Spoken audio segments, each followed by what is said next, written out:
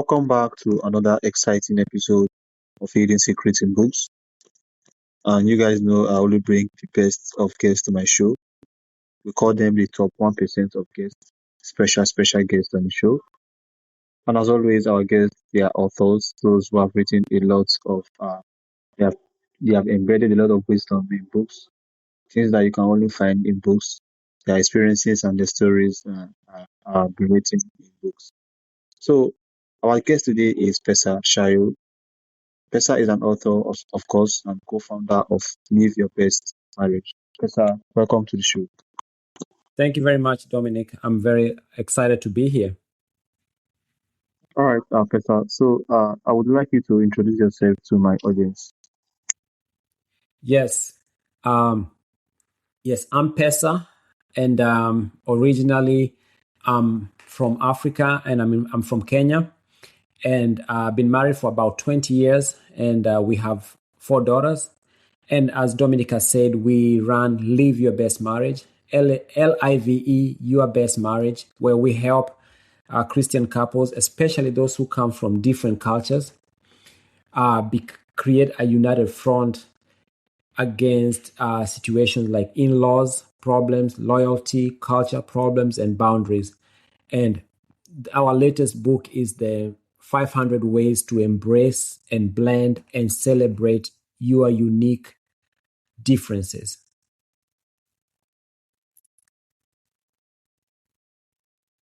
All right, Pesa, thank you so much. So, let's Yes. get into the questions I have for you. Okay, so talking about building a united front in marriage, Yes. what does it mean for a husband and wife to build a true united front in marriage? A united front, the way we have it, it does not mean that you are not going to have any arguments. What it means that you will have conversations and agree in private before you go out in public to dealing with in-laws, friends, jobs, and things like that. And what we mean is sometimes people will say, oh, you know what, I'm having an in-law problems. My mother-in-law always uh, makes decisions with my wife. And we always say that is a symptom of the problem, the real problem that you're having. And the problem you're having is not your mother-in-law. Your problem is you and your wife are, united. So she's able to find a way to separate the two of you. If you guys were united and making decisions together, she will not be going and making decisions with her mother. It sounds like not a big deal, but when a couple is not united, it's very easy for outside pressure to come and divide them.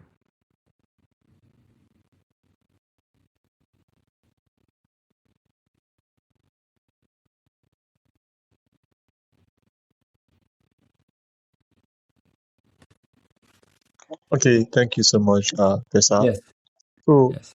tell us why in-laws and family expectations create so much tension, especially in cross-cultural Christian marriages. Yes, this usually is because when people get married, they come together with a lot of assumptions. They are assuming how the world works. But what they don't really realize is what they think is how things should be is actually it's coming from their culture, how they do things where they come from.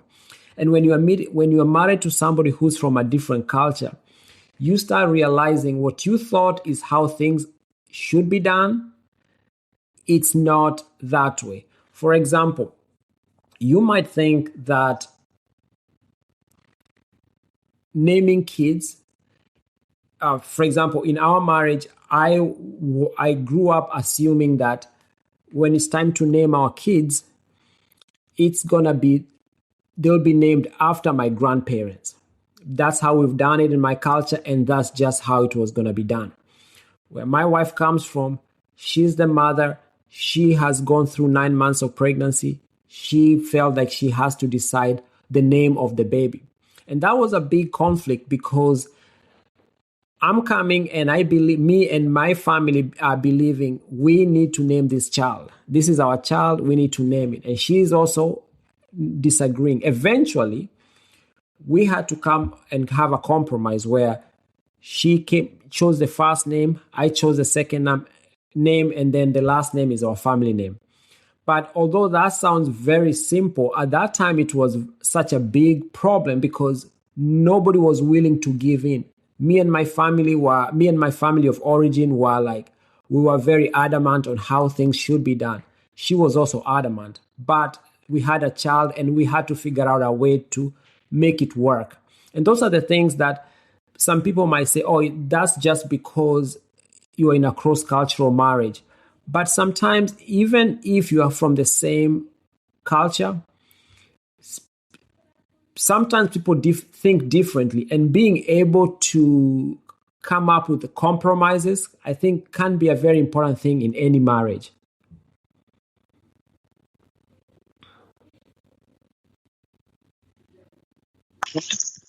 Okay, thank you so much, Pesa. So, Yes. how can couples honor their parents while making sure their marriage remains the highest human relationship? That's very important because we work a lot with Christian couples, and in the Bible we talk about living and cleaving, leaving your mom and dad's house, creating a new home, and the two become one. But at the same time, the Bible also tells us that we need to honor our parents. Honor your mother and father. That's a commandment in there. So in the 10 commandments. So those two things mean a lot. So yes, you are creating a new home. Yes, you are creating a new unit called your new home. But at the same time, you are not saying that you need to be very angry with your parents because now that you are saying you have a united front. United front means you will be nice to your parents, listen to their advice, but the most important thing is at the end, the last decision needs to be made in your marriage. And that's a very interesting thing. You are saying, yes, I'm going to listen to you. Yes, I'm going to listen to my uncle. I'm going to listen to my father and mother. And I'll take their point very seriously. But the last decision, I will make it with my wife. And that can be a very big problem, especially if you're coming from cultures where mother and father will continue making decisions for you for all their life.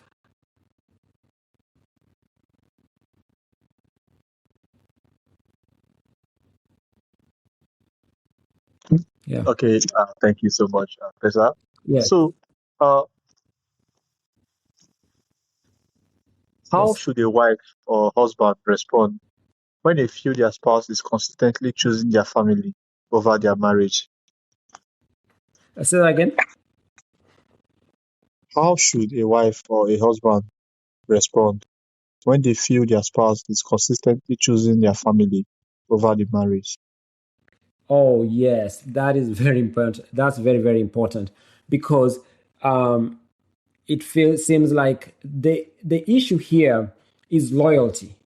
They have not transferred the loyalty from where they came from, which is their family of origin, to their new family that they are building, the new marriage, the new family that they are building. They still believe that their loyalty will always remain with their family of origin. And that can be a very, very big problem because this marriage will never work because it is until they get to a point where whoever is doing this has they transfer the loyalty. That means, for example, let's say they're in a WhatsApp group and they're in a family WhatsApp group, And in the family WhatsApp group, they are talking about how bad her husband is, and maybe she's talking to her sisters and brothers and uncles and all those in that WhatsApp group. She believes at that time that her family of origin is more important than the new family she's creating. And until she's willing to make that transfer and say, you know what, I'm going to start building up my family, that I'm going to start building up my new home, unfortunately, it's not going to work. And if I would just advise whoever is going through this to have conversations with their spouse about transferring loyalty. It's very hard for somebody who really believes 100% that till they die, they will never move from like that mindset of their mom and dad. And also this can be made harder if, for example, they are taking loans, they are taking money from their family of origin, because now the family of origin will expect to have a say in her home or his home. So in terms of like where the kids will go to school, where they're going to be living, can they even live in another city? They have to live where maybe the dad wants them to live, and things like that. So I would say it's doable, but it's very hard until somebody accepts that they need to transfer their loyalty.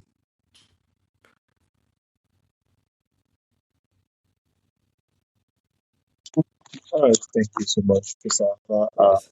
That was very wonderful to hear because Yes. there's always problems with our spouse talking about them choosing their family over their marriage. And I think there's some Yep. misconceptions that they tend to have, and they tell you, as a man, they tell you that your wife is not your family. So, what do you have to say about those misconceptions? It's talking You about, know, okay, when you're more, she could marry another man and have kids with another man, so you can see she's not your family.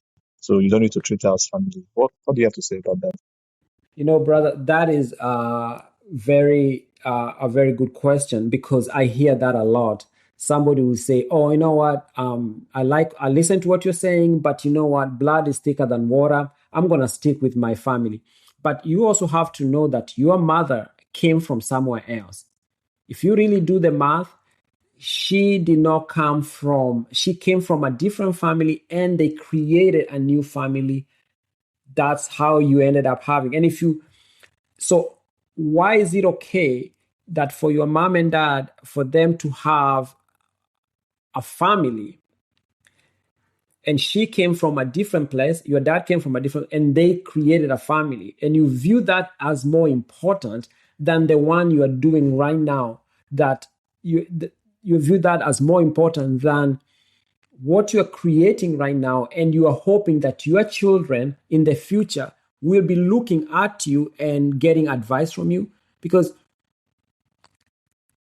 yes, family, yes, we believe water is thicker than blood is thicker than water, but every family is always brought together by, it's always created by people coming from different parts.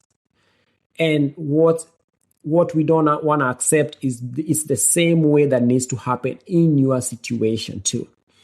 You will have a wife who will come from somewhere else, and you guys will create a family, and then your kids will look up to you and say, "Oh my goodness, this is such a great family.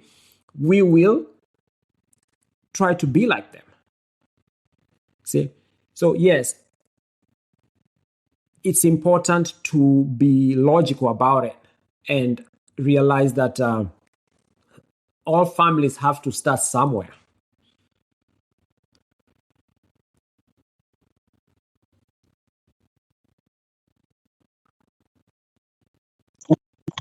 Right, thank you so Yeah. much for Yes.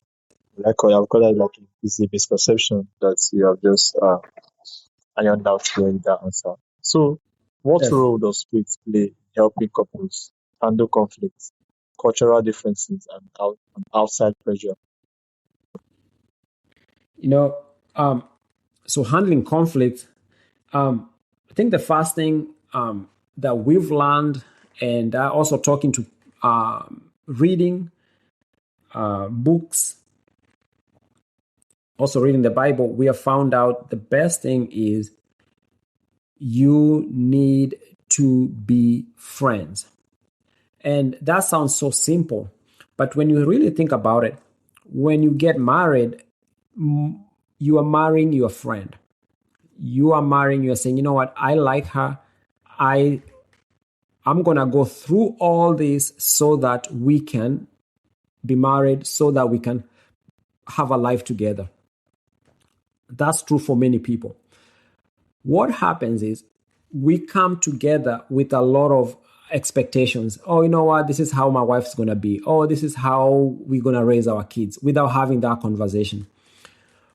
Now the issue comes after a while, the friendship and the love goes away. Now we are two enemies in the house. And no matter how many books you read, no matter how many lessons you get, if you forget that this is your friend, you will always find a way to argue with them. But if it's a friend, you will always find a way to see the best in them. Because you say, you know what, if it's a friend, you're like, okay, let me see what they really mean by saying that.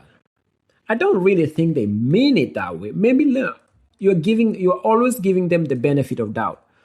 And someone might say, oh, okay, you are giving them a benefit of doubt, but they are taking advantage of you. That's not what people say for their friends, because sometimes you might look at a friendship and you're like, wow, they're being taken advantage, but they are still there because it's their friend, or it's a friend from school. It's a friend from high school. So it's the same way with your spouse. Nobody's perfect, but a lot of these conflicts can be prevented or reduced completely if you are dealing with somebody you view as a partner, a friend, somebody you are viewing that you are going through life together, and they make mistake, you misunderstand each other, but ultimately they are not there to harm you.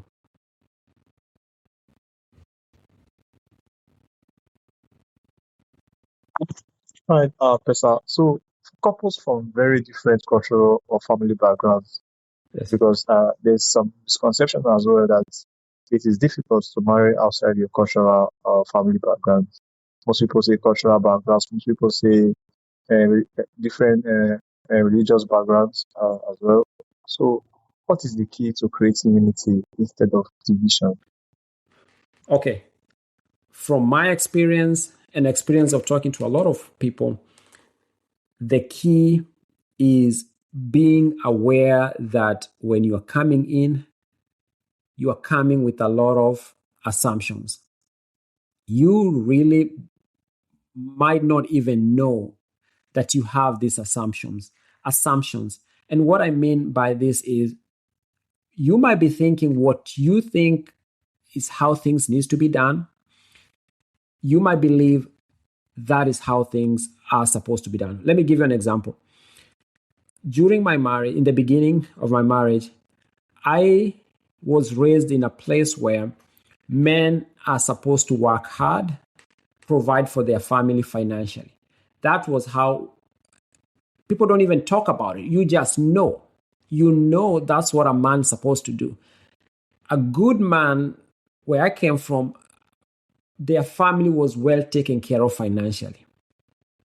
So nobody needed to tell me that. I just know. So I'm here working, making sure that my family is taken care of. 6 nights a week, I'm working. I'm never home, but I expect my wife to know as long as I'm working and everything is taken care of financially at home, she should be appreciative. She should be happy about it. That's what I thought. What she was thinking is he's never home. He's never home and he's not there emotionally. Nobody talked to me about emotions and being and listening to what your wife is saying. It's like, no, I come home, I sleep, I wake up, go back to work. that I had to learn what I thought. And that this was hard because a lot of my friends were doing the same thing too. So I would say, hold on, you are not being, you're not appreciating what I'm doing here. I'm sacrificing for this family. But she's thinking, hold on, I'm alone. I'm taking care of 3 kids at home. I can't go through this. Eventually, I had to pause. Thank God I was able to pause and change my ways. This does not mean I'm not providing for my family. Now I'm able to listen to what she's saying. I'm able to help out more. I'm not dismissing things like I need help with the kids. I'm not just dismissing that as in not important, because I guess as long as it's important to her, it should be somewhat important to me. Yeah.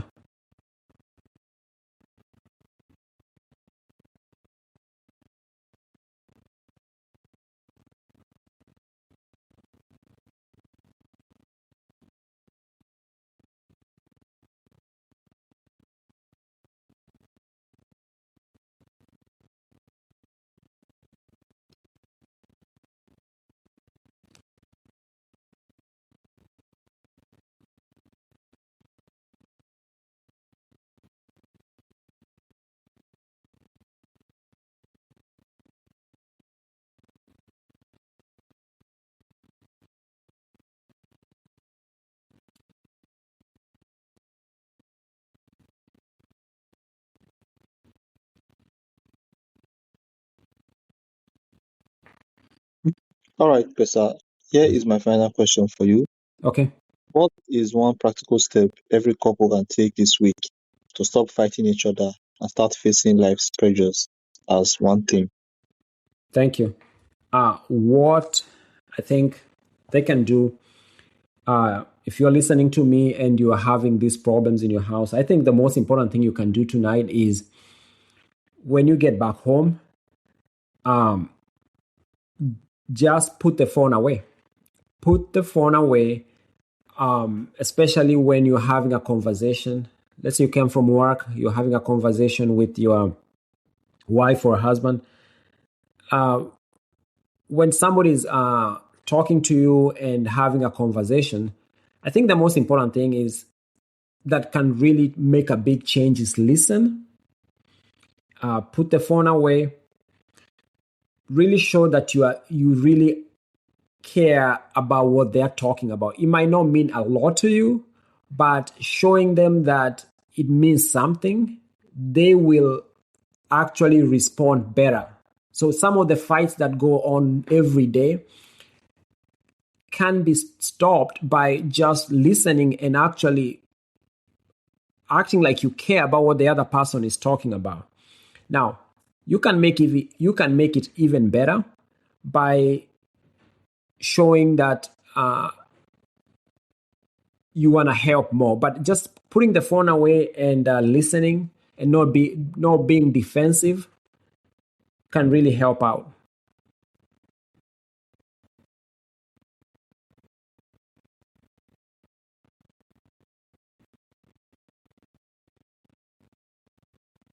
Okay, Pesa, once again, thank you so much.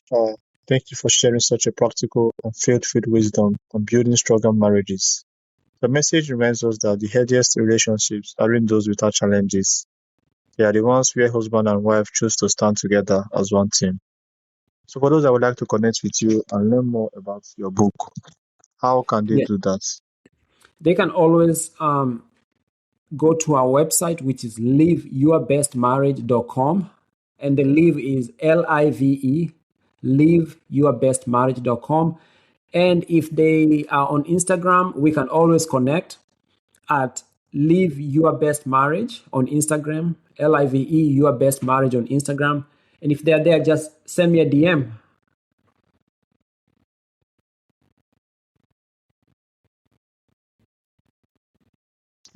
All right, Pesa, thank you so much. This has been a very exciting episode as well.